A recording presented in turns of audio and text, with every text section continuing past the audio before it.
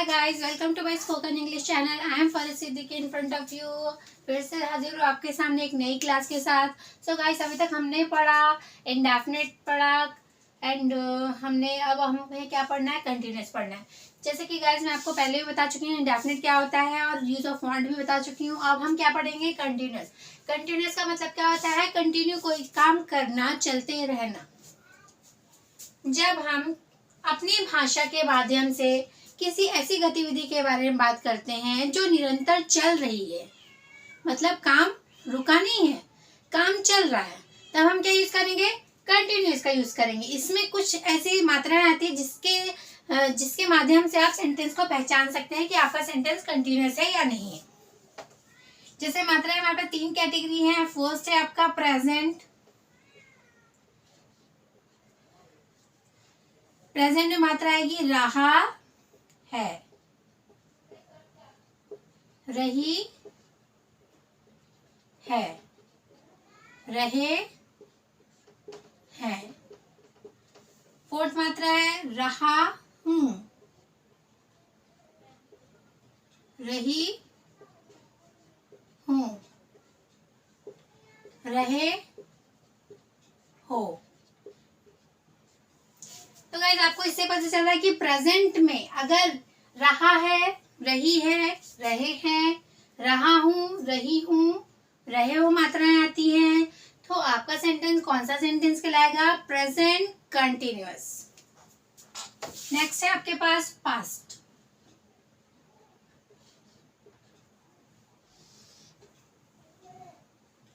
Past में है आपका, ये प्रेजेंट की मात्राएं बताई मैंने। पास्ट में क्या आएगा आपका, रहा था,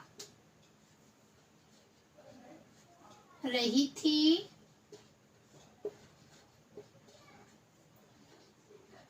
रहे थे। अब हम पढ़ेंगे फ्यूचर। फ्यूचर की मात्रा क्या है,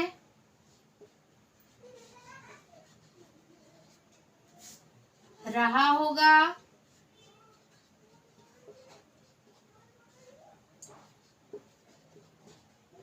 रही होगी,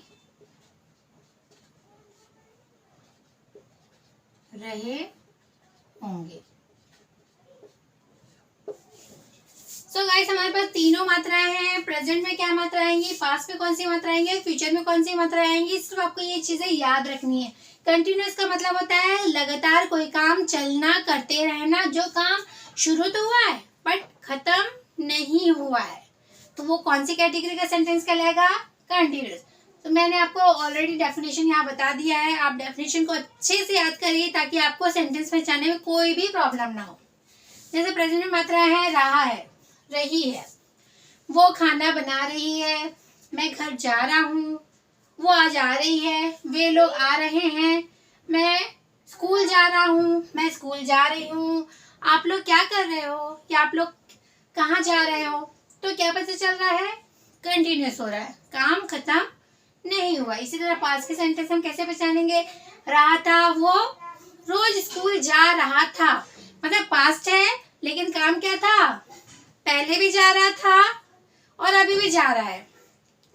उसके बाद इसमें देखिए रहा था, रही थी, रहे थे। फ्यूचर में क्या होगा, वो खाना बना रही होगी, वो स्कूल जा रहा होगा, वो ऑफिस में काम कर रहा होगा। तो आपको सिर्फ पहचानना है गाइस कि कैसे आप सेंटेंस को पहचानेंगे, मात्राओं को पहचानेंगे और आप इजीली अपने सेंटेंस को पहचान के ट्रांसलेट कर सकते हैं। जो कि मैं आपको अभी आगे भी बताऊंगी कि रूल्स क्या है, कौन सा रूल्स यूज करना है, कैसे रूल्स को अप्लाई करना है, सेंटेंस कैसे बनाने हैं, सारी डिटेल्स मैं आपको बताऊंगी। तो ये आपका सेकंड चैप्टर है। जैसे ये फर्स्ट चैप्टर हमने पढ़ा था इंडेफिनिट। इंडेफिनिट का मतलब होता है कोई भी काम प्रेजेंटली होना। जैसे कि होता है, मैं जाता हूँ, खाता हूँ, मतलब मात्राएं कौन सी आ रही थी उसमें, ता है, ती है, ते है। लेकिन अब हम उसके बाद हमने क्या पढ़ा, यूज ऑफ वांट पढ़ा, जिसकी मात्राएं सेम थी इंडेफिनिट की तरह। लेकिन अब हम क्या पढ़ रहे हैं, कंटिन्यूअस। ये आपका सेकंड चैप्टर है। अब कंटिन्यूअस में आपको ये पता चलता है कि काम क्या हो रहा है, हो रहा है काम। अब हम पढ़ेंगे एफर्मेटिव। एफर्मेटिव का रूल्स।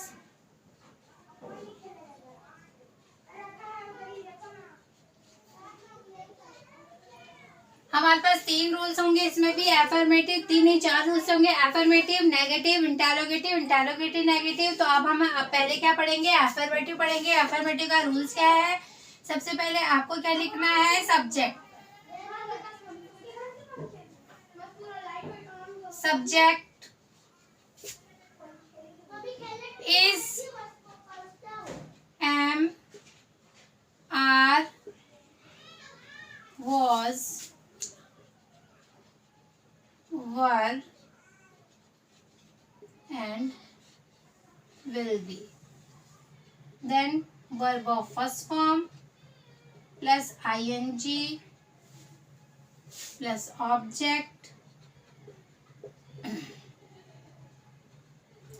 consider.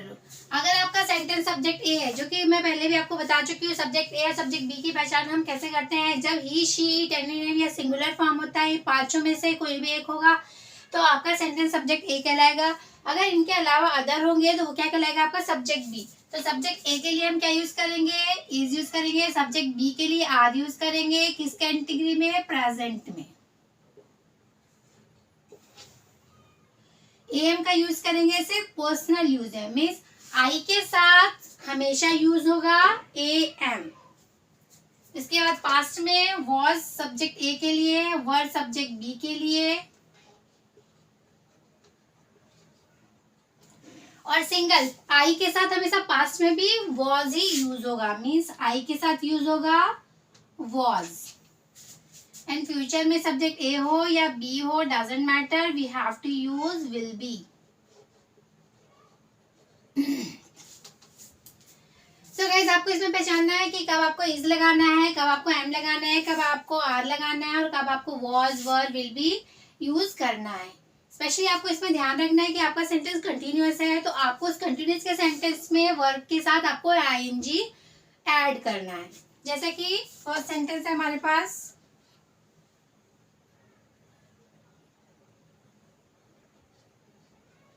पायल सो रही है।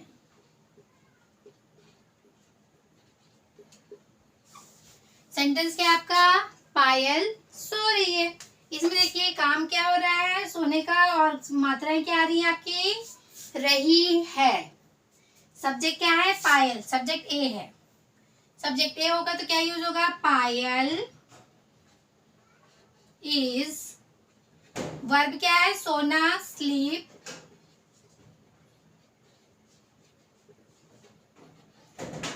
पायल इज स्लीपिंग। इसके बाद है नेक्स्ट सेंटेंस है आपका, मैं स्कूल जा रहा हूं।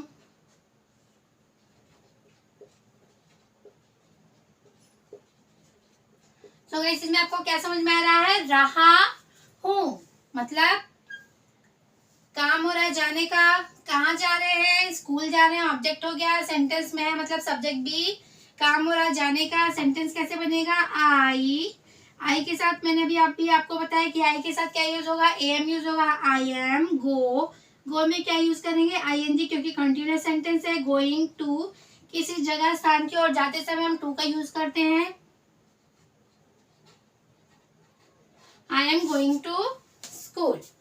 सो गाइस, इसी तरह हम बहुत सारे सेंटेंस ट्रांसलेट कर सकते हैं। आप मेरे सारे सेंटेंस को अच्छे से देखिए, समझिए, याद रखिए, और इसी तरह और भी नए नए सेंटेंस बनाने की कोशिश करिए, जो कि मैं अभी आपको और भी सेंटेंस बताने वाली हूँ, क्योंकि वीडियो भी खत्म नहीं हुआ है। अभी मैंने आपको सिर्फ 2 ही सेंटेंस बताए हैं, अब मैं आपको बताने वाली हूँ थर्ड सेंटेंस। गाइस, रूल्स में जो जो मैंने बताया है वो सारी चीजों को मैं आपको सेंटेंस में अप्लाई करके दिखाऊंगी। जो कि मैंने आपको 2 सेंटेंस बताया, अब मैं आपको थर्ड सेंटेंस बता रही हूँ। अभी मैंने आपको इज का सेंटेंस बनाया, एम का सेंटेंस बताया, अब मैं आपको आर का सेंटेंस बताऊंगी। हम लोग शिमला जा रहे हैं। कब जा रहे हैं, आज जा रहे हैं, क्योंकि OCW भी हमें यूज करना है। हम लोग क्या है, वी पीपल। आर, क्योंकि सब्जेक्ट बी है, काम हो रहा जाने का, गोइंग टू शिमला। आज जा रहे हैं तो क्या यूज करेंगे? टुडे। नेक्स्ट सेंटेंस है फोर्थ सेंटेंस, मैं Bhopal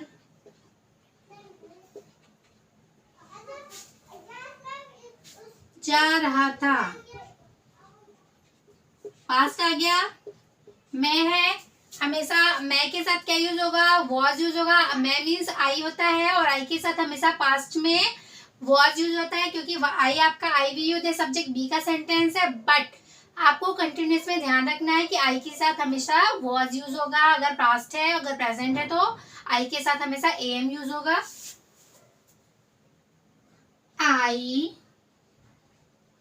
was going to Shimla ही आता था, भोपाल। नेक्स्ट सेंटेंस है आपका फिफ्थ सेंटेंस है,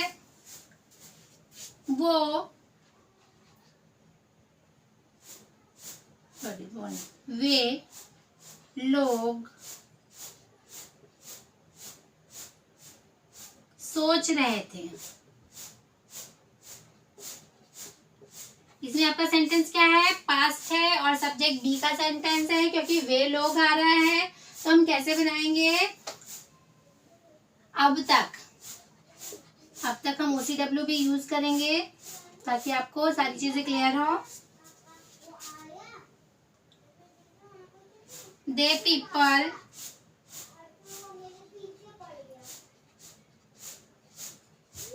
वर थिंकिंग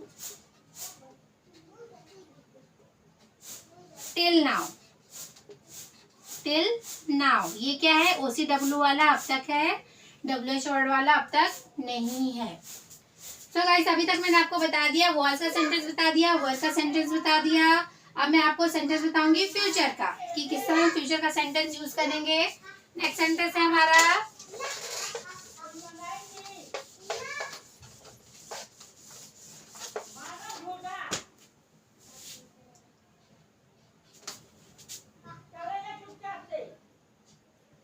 रोहित आ रहा होगा।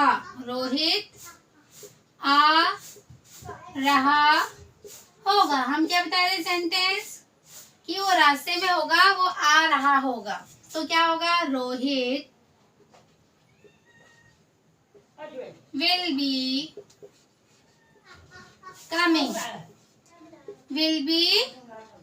coming। सेवन सेंटेंस है आपका, तरुण काम कर रहा होगा ऑफिस में।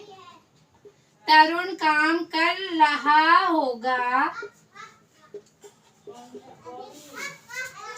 ऑफिस में।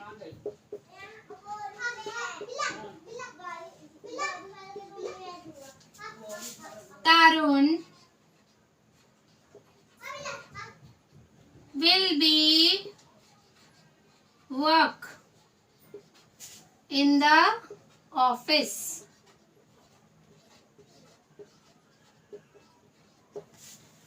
सो गाइस, अभी तक आपको सारे सेंटेंस समझ में आ गए होंगे। कंटिन्यूस के मैंने सारे सेंटेंस समझा दिए हैं अकॉर्डिंग टू रूल्स, के रूल्स में आपको किस तरह कौन सा सेंटेंस अप्लाई करना है, कैसे यूज करना है। आप एक एक वर्ड को अच्छे से समझेंगे, एक एक लाइन को समझेंगे, तो इसीलिए आप इस स्टेप को ओरली आपके माइंड में याद हो जाएगा। आपको बार बार अलग से टाइम निकाल के पढ़ने की जरूरत नहीं पड़ेगी। सिर्फ आपको मेरे वीडियोस कंटिन्यूस देखने हैं और सारे रूल्स रेगुलेशन सेंटेंस को याद करके उसे रिपीट करना है, ताकि आपको इजीली सारे रूल्स रेगुलेशन और सेंटेंस समझ में आ जाए। आपके सामने कोई भी सडनली सेंटेंस बोलता है तो आप उसे आसानी से ट्रांसलेट कर सकते हैं। सो गाइस, मेरे वीडियो में बने रहिए और मेरे वीडियो को कंटिन्यू देखते रहिए और लाइक शेयर कमेंट्स और सब्सक्राइब करना बिल्कुल भी ना भूलें। Thank you for watching.